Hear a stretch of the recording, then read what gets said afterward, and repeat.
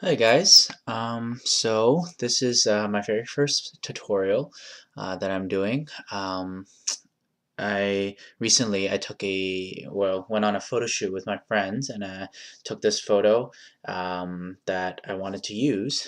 But before that, I wanted to, because it was October and I wanted to feel a little bit more autumny. So I did some editing to it and then ended up with something like this. So as you can see, it looks it's got that more orangey feel to it. And that's what I'm going to show you how to do today. Just like some basic editing and then how to get you that really nice orangey fall color. So yeah, so when we first get started, we're gonna do just the basic editing, or what I go through is do the frequency separation. So how we're gonna do that is we're gonna create two layers, and then so what we're gonna do is basically separate the texture from the tones of the picture. So with the first one, we're gonna go here. We're gonna hide the first layer, and so on the second layer, we're gonna apply a blur on it. Let's see, blur, Gaussian blur, and what you want to do is you want to adjust it so that the your skin is starting to soften, and then so basically anything that you don't want it to be too much, just a little bit. Okay, so around like this. Um, and then the second part, after we've done that, what we're going to do is we're going to basically subtract all of that and turn it into the texture, or take the texture out of separate it onto its own layer. So we're going to unhide that, and then we're going to go to image, and we're going to apply the image.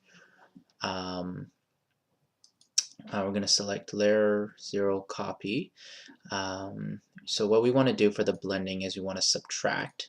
Opacity is at 100 and the scale is 2 and offset is 128. So these are just the numbers that's done by math, or didn't figure it out. And then, so yeah, you should come up with something like this, sort of a gray photo.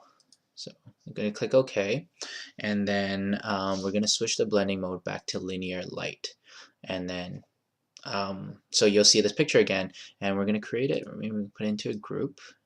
And how you'll know if you did it right is after you've put it into a group, you can click this, hide it. It should look exactly the same. But basically what we've done now is we separated the textures from the skin tones, which makes it a lot better or easier to edit. So yeah, I'm going to go ahead, and then basically what I want to do is I'm going to clean up the kind of the tone of the face, and just to make it look. So what you're going to do is take the healing brush and then just sort of even out the colors like this. And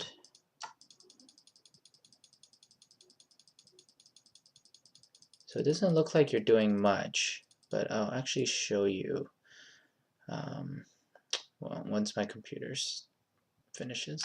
I'm just gonna clean up some colors here, here. Oh, don't want that. Okay, okay. And then oh, so you see right away already the difference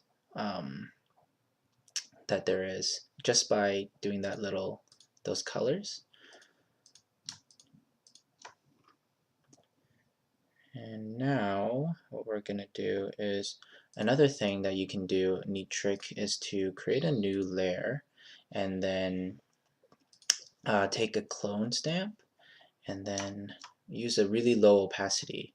Just take a really light color. I'll make sure it's current and below, and just go over sort of the eye bags to just lighten it up a little bit. And it's subtle, but it still makes it look a little bit better.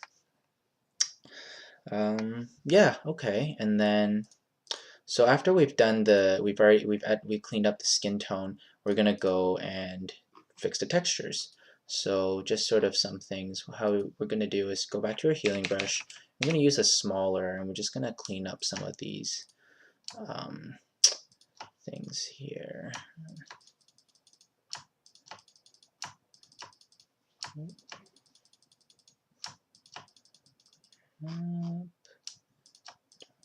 That. Yeah, so overall.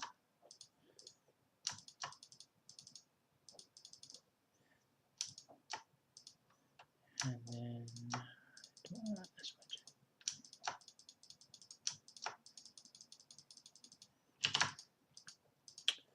Okay, so yeah, I'm pretty happy with this. So what we're going to do now is we're going to move on to the next part, which is adding that autumny color. So what we're going to do first is I'm going to create a lens flare.